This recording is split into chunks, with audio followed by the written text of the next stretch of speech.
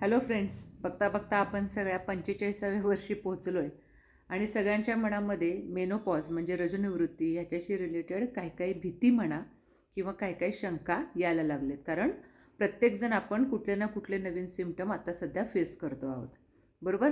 तर आपल्या ग्रुपमधल्या काही मुलींचे मला फोन आले की मेनोपॉजशी रिलेटेड थोडीफार माहिती किंवा गायडन्स आम्हाला दे, आणि त्या संदर्भात मी थोडासा मेनोपॉजवर अवेअरनेस म्हणून किंवा माहिती देण्याकरता हा व्हिडिओ बनवला आहे. ओके. सो एका स्त्रीच्या आयुष्यामध्ये शक्यतो 3 वेळा खूप मोठ्या प्रमाणामध्ये हार्मोनल चेंजेस होतात. एक ते म्हणजे वयात येताना, दुसरा असतो प्रेग्नन्सीमध्ये, आणि तिसरा महत्त्वाचा चेंज असतो जो पाळी जाताना, ज्याला आपण मेनोपॉज म्हणतो. आता ह्या ठिकाणी बाकीचे जे 2 कंडिशन्स आहेत ज्याच्यामध्ये आपण वयात येणारं म्हणतो आणि प्रेग्नन्सीमध्ये, त्यावेळेला स्त्रीला लागणारे किंवा स्त्रीचे सिम्बॉल असणारा इस्ट्रोजेन, प्रोजेस्टेरॉन हे दोन्ही हार्मोन जे बीजांडापासून तयार होतात त्याची लेवल वाढलेली असते. ओके, म्हणजे ते ओव्हर फंक्शनिंग असतात. पण मेनोपॉजमध्ये हळूहळू वयानुसार बीजांडांची क्षमता कमी होत जाते, बीजनिर्मितीची प्रक्रिया बंद होते आणि स्त्रीसाठी गरजेचं असणारं इस्ट्रोजेन नावाचं हार्मोन हे हळूहळू कमी व्हायला लागतं आणि त्याच्यामुळे होणारे बदल एखादी स्त्री डोक्यापासून पायापर्यंत फेस करते. फॉर एक्झाम्पल, जर आपण केसांशी रिलेटेड बघितलं तर त्याच्यामध्ये हळूहळू केस विरळ होणं म्हणा, त्याचा शायनी लुक कमी होणं, त्याचा थिकनेस कमी होणं, केस गळणं यांच्यासारख्या गोष्टी, केस पांढरे होणं यांच्यासारख्या गोष्टी व्हायला लागतात. आपण त्वचेचा विचार करायला लागला तर डोळ्यांपुढे काळी वर्तुळं असणं किंवा त्वचांना सुरकुती पडणं, कारण जसं जसं इस्ट्रोजन कमी येईल ना तसं आपल्या त्वचेला ताणून ठेवण्यासाठी जे कोलॅजन नावाचं द्रव्य असतं ते कमी पडतं आणि त्याच्यामुळे स्ट्रेचेबिलिटी कमी होते आणि आपली स्किन हँगिंग व्हायला, सो त्यामुळे सुरकुत्या पडायला सुरुवात होतात. बरं, हे बदल आहेत ते पटकन होत आहेत का? तर नाही. हे बदल हळूहळू टप्प्याटप्प्यामध्ये ज्या पद्धतीने इस्ट्रोजनची लेवल कमी कमी होत जाईल आणि पूर्ण बीजांडांचं काम पूर्ण होईल, बंद होईल, अशासाठी साधारणपणे 2 वर्षापासून 5 वर्षापर्यंतचा कालावधी डिपेंड्स ऑन पर्सनल, व्हेरिएबल आहे, वेगवेगळ्या पद्धतीने होतं. कोणामध्ये स्लो प्रोग्रेस असतो, कोणामध्ये फास्ट प्रोग्रेस असतो. ओके. मग आता ह्याच्यामध्ये आणखी काय होतं तर पहिली गोष्ट म्हणजे इस्ट्रोजनची आपल्याला गरज असते आपल्या शरीरामधली हाडांची मजबूती मॅनेज ठेवायला. त्यामुळे इस्ट्रोजन कमी व्हायला लागलं की शरीरातलं कॅल्शियम कमी व्हायला सुरुवात होते आणि कंबरदुखी, गुडघेदुखी, सांधेदुखी हे प्रकार व्हायला सुरुवात होतात. दुसरी गोष्ट, इस्ट्रोजेन बरोबर एंडॉर्फिन म्हणजे आपल्याला हॅप्पी ठेवणारं किंवा खुश ठेवणारं हार्मोन ज्याला म्हणतात, त्याची पण लेवल हळूहळू कमी यायला लागते आणि उगाचच आपल्याला एकटं असल्यासारखं, नाराज असल्यासारखं वाटायला लागतं. छातीत धडधडणं, अस्वस्थ होणं, पल्स रेट वाढणं, रात्रीचा घाम जास्त येणं, झोप न येणं यांच्यासारख्या गोष्टी व्हायला लागतात. आपल्याला माहीत असतं की टेन्शन घेण्याचं काही कारण नाही, तरीसुद्धा विनाकारण कुठल्या ना कुठल्या गोष्टींची भीती आपल्याला वाटायला लागते, एक इन्सिक्युरिटी वाटायला लागते.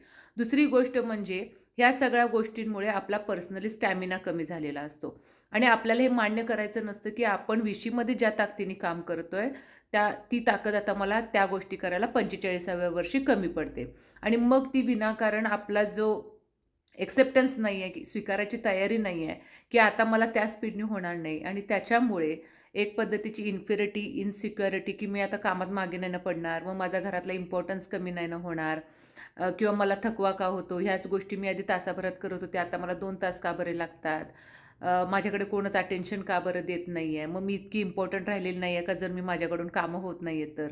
हे या बरं, ह्याच्याबरोबर आणखी काय गोष्टी होतील तर ह्याच्याबरोबर आपले ब्रेस्ट जी टिश्यू आहे त्याची पण जी काही ताकद आहे ती कमी होईल, तो हँगिंग व्हायला सुरुवात होते. त्याच्यानंतर जर आपण ह्या वेळा विशेष करून व्यायामाकडे किंवा आपल्या खाण्यापिण्याकडे लक्ष दिलं नाही तर ह्यावेळी एकतर आपलं वजन झपाट्याने वाढायला लागतं, बी पी, शुगर, थायरॉईड जे मध्यवयीन आजार आहेत त्याच्यापैकी मागे लागण्याची शक्यता वाढते, किंवा आपण जर योग्य पद्धतीनं आहार नाही घेतला तर आपल्याला ॲनिमिया, ज्याला आपण रक्तक्षय म्हणतो, रक्ताचं प्रमाण कमी असणं म्हणतो, अशा प्रकारचे आजार होण्याची शक्यता ही विनाकारण वाढते आणि वजन कमी पण होतं झपाट्याने. मग अशा वेळेला आपल्याला आपल्या आहाराची, आपल्या व्यायामाची विशेष काळजी घ्यायला हवी. आणखी जर आपण विचार केला महत्त्वाचा परिणाम कशावर होत असेल तर गर्भाशयाच्या पिशवीवर होतो, पाळीच्या पद्धतीवर होतो. तर काही काही ठिकाणी अनियमित पाळी होते, ती 1-2 वर्षापर्यंत अनियमित राहू शकते. कधी कधी फ्लो जास्त होतो, कधी फ्लो कमी होतो. व्हॅरिएबल राहतो आणि त्याच्यामध्ये ॲक्च्युली कसं मेनोपॉजमध्ये झालं पाहिजे तर 2 पाळींमधलं अंतर वाढलं पाहिजे किंवा पाळीच्या वेळी अंगावर जाण्याचं प्रमाण हे कमी झालं पाहिजे. हे योग्य पद्धतीने मेनोपॉज होण्याची लक्षणं आहेत. दुसरी गोष्ट इस्ट्रोजनचं आणखी काम असतं की व्हजायनल एरिया जो असतो, खालचा एरिया जो असतो तो ओलसर ठेवणं, त्याचे सिक्रेशन नॉर्मल ठेवणं, ही इस्ट्रोजनचं काम आहे. ते कमी झाल्या कारणाने ती जागासुद्धा कोरडी पडायला लागते. त्या ठिकाणी खाज उठणं, फंगल इन्फेक्शन होणं ह्यांसारख्या गोष्टीसुद्धा आपल्याला बघायला मिळतात. कधीकधी ती जागा कोरडी पडल्यानंतर संबंध येतानासुद्धा त्रास होण्याची शक्यता असते. तर ह्या कॉमन गोष्टी आहेत ज्या मेनोपॉजमध्ये आपल्या सगळ्यांनाच फेस करायच्या आहेत. आता राहिला प्रश्न, मग ह्याला मॅनेज कसं करायचं. पहिली गोष्ट म्हणजे स्वीकारा की शरीर आहे तर ते बोलणार आहे आणि त्याला त्याचा वेळ द्या रिकव्हरीसाठी. थोडासा रेस्टिंग पिरियड वाढवा. आहाराकडे लक्ष द्या. म्हणजे काय तर रक्त वाढीसाठी खाण्यापिण्यामध्ये आपल्याला आयर्न आणि कॅल्शियमची लेवल मेंटेन ठेवायची आहे, बरोबर.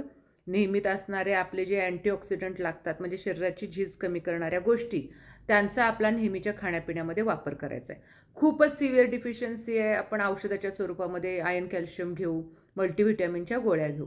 पण नॅचरली खाण्यामध्ये काय असलं पाहिजे तर ड्रायफ्रूटमध्ये बदाम, अंजीर, काळे मनुके, खजूर, हे जे काही पदार्थ आहेत ह्याच्यामध्ये ऑलरेडी कॅल्शियम, पोटॅशियम हे भरपूर प्रमाणामध्ये आहे, ज्याच्यामुळे आपली हाडांची ताकद मेंटेन राहणार आहे. रक्तवाढीसाठी म्हटला तर गूळ, खजूर, टोमॅटो, काळे मनुके, पालक, पोकळा, बीट, गाजर ह्यांचं सेवन म्हणा किंवा रोजचं एक फळ कुठलंही.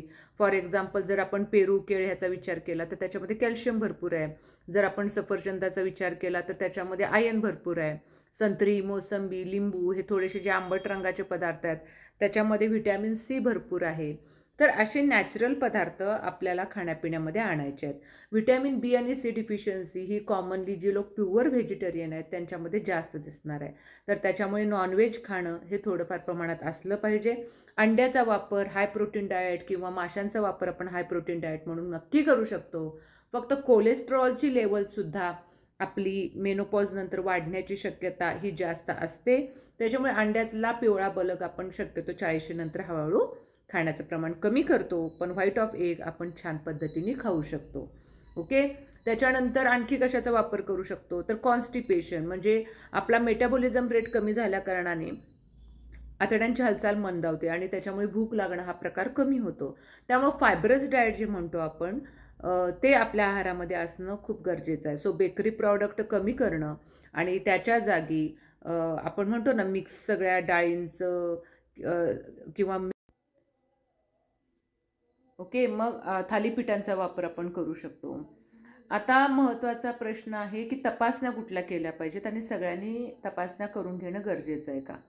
तर बेसिक प्रोफाईल जो आपण म्हणतो, बेसिक प्रोफाईल की ज्याच्यामध्ये रुटीन इन्व्हेस्टिगेशन्स असतात, haemoglobin, blood sugar random, kidney function test, liver function test, thyroid function test, त्याच्यानंतर लिपिड प्रोफाईल म्हणजे कोलेस्टेरॉल शरीरामधलं, व्हिटॅमिन जे काही असे म्हणतो तो असतो त्याच्यामध्ये, युरिक ॲसिड, वयोमानानुसार होणारं कॅल्शियम, युरिन रुटीन. सो हे सगळे रुटीन इन्व्हेस्टिगेशन्स आहेत. ते वयाच्या 35 नंतर साधारणपणे दर 3 वर्षांनी ॲटलिस्ट प्रत्येक लेडीजनी केलं पाहिजे, आपली एक प्रिकॉशन म्हणून. दुसरी गोष्ट, मेनोपॉजच्या वेळा जर तुम्हाला खरोखरच ब्लिडिंगचा प्रमाणापेक्षा जास्त त्रास होत असेल तर हेच वय आहे ज्याच्यावेळी फायब्रॉईड आपण म्हणतो, जे नॉन कॅन्सरस आहे, कॅन्सर नाही, फायब्रॉईडची गाठ होण्याची शक्यता वाढलेली असते. दुसरा पार्ट असतो कॅन्सरची शक्यता असते. तिसरी गोष्ट असते हार्मोनमुळे पिशवीच्या आतला आवरण प्रमाणापेक्षा वाढण्याची शक्यता असते. आणि अशा वेळा जर तुम्हाला खरोखरच सगळ्या गोष्टी छान सुरू आहेत, डाएट छान करताय, एक्सरसाइज छान करतायत आणि तरीसुद्धा तुम्हाला ब्लिडिंगचा प्रचंड त्रास होतो आहे असं असेल तर मात्र आपल्याला काही बेसिक तपासण्या करून घेणं गरजेचं असतं.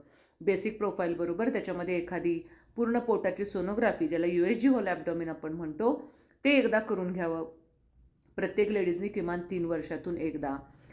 ज्यांना ब्लिडिंगचा, स्पॉटिंगचा त्रास होतो आहे, ज्यांना 2-2, 3-3, 4-4 महिने पाळी आलेली नाही आणि जेव्हा येते तेव्हा सेक्शुअल रिलेशनशिपनंतर त्रास होतो आणि स्पॉटिंग होतं आहे, ब्लिडिंग होतं आहे, अशांनी पॅप्समियर म्हणजे पिशवीच्या तोंडचं पाणी चेक करून घेणं, यांच्यासारख्या बेसिक तपासण्या करून घेणं गरजेचं आहे. त्याच्यामुळे आपल्या डोक्यातली भीती नाहीशी होते.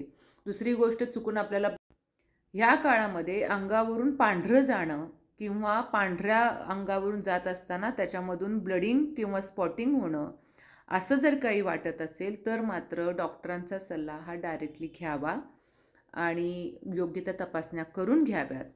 ह्याला ट्रीटमेंट म्हणून देताना कधीकधी कॅल्शियम मल्टीव्हिटॅमिनच्या सपोर्टबरोबर कधीकधी तुम्हाला हार्मोनल सप्लिमेंटरीची सुद्धा गरज पडते, पण ती डॉक्टरांच्या सल्ल्याने असावी. दुसरी गोष्ट, आपण इतरपणे ज्यावेळी आपण रिप्रोडक्टिव्ह एज ग्रुपमध्ये होतो, 35पर्यंत होतो, तेव्हा सणावारासाठी आपण पाळी मागे पुढे व्हायच्या गोळ्या ह्या बिनधास्त घेत होतो. पण आता ह्या ठिकाणी ज्यावेळेस शरीराला हार्मोन नको आहे अशा वेळा जर तुम्ही ओढून ताडून ती पाळी मागे पुढे होण्यासाठी वरचेवर पाळी मागे पुढे होण्याच्या हार्मोनल टॅबलेट्स घेत असाल आणि तेही डॉक्टरांच्या सल्ल्याशिवाय मेडिकलमधून वगैरे घेत असाल तर त्याचे होणारे साईड इफेक्ट हे खूप वाईट असणार आहेत. तर त्याच्यामुळे मैत्रिणींनो, कुठलाही त्रास जर होत असेल तर तुम्ही कधीही आपल्या ग्रुपमधल्या डॉक्टर मैत्रिणींना कन्सल्ट करू शकता, फोनवर माहिती विचारू शकता, सल्ला घेऊ शकता, तुमच्या गायनेकोलॉजिस्टला भेटू शकता. ओके. आणि सगळ्यात महत्त्वाचं काय सांगते तुम्हाला की ह्या वयामध्ये ह्याच्यामध्ये आपल्याला आपल्या हॉबीज जपणं, रिकाम्या वेळी आपल्याला वेळ देणं जे आतापर्यंत शक्य नव्हतं, आपल्या ज्या काही आवडीनिवडी किंवा आपल्या जे काही करायचं राहून गेलं अशा सगळ्या गोष्टींना वेळ देणं हे थोडंसं करा. त्याच्यामुळे आपलं मन कायम खुश राहील. मैत्रिणींना फोन करा, मैत्रिणींच्या बरोबर गप्पा मारा, कट्ट्यावर गप्पा मारा आणि शेअरिंग करा. कुठली गोष्ट वाईट वाटली तर ती मनाला लावून न घेता ज्या त्या वेळा बाहेर बोलायला शिका, कारण हेच वय असतं जिथे आपण सप्रेशन शिकतो आणि ह्या सप्रेशनचा परिणाम म्हणून पुढे जाऊन आपल्याला स्किनशी रिलेटेड, बीपीशी रिलेटेड